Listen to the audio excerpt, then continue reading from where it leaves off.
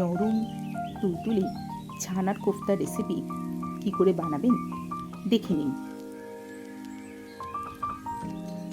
ছানাটা একদম জল ঝরানো হলেই ভালো হয়। এর সাথে মিশিয়ে নিয়েছি একটু নুন, চিনি, একটু জিরে গুঁড়ো, ধনে গুঁড়ো আর 1 চামচ ঘি আর অল্প একটু ময়দা। ময়দা যতটা কম দেবেন কোফতা ততই নরম হবে।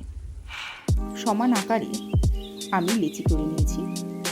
এরপর প্রত্যেকটা বলের মধ্যে একটা করে কিশমিশ দিয়ে যে যেমন ইচ্ছা শেপ করতে পারো।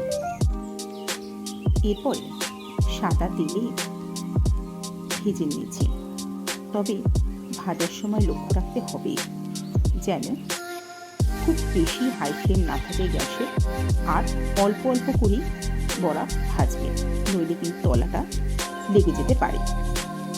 এরপর ওই তেলের মধ্যে গোটা গরম মশলা ফোড়ন দিয়ে দেবো, আর দইয়ের মধ্যে নুন, মিষ্টি, হলুদ, জিরে গুঁড়ো, ধনে গুঁড়ো দিয়ে একটা মশলা তৈরি করে রাখবো।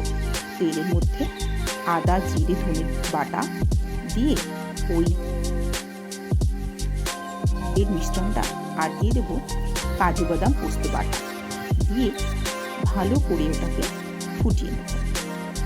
তারপর পরিমাণ মতন জল দিয়ে আরও গাঢ় করে ছানার বলগুলোকে একটা থালায় রেখে ওপর থেকে এই মশলাটা দিয়ে দেবো। দিলেই তৈরি রেসিপিটা।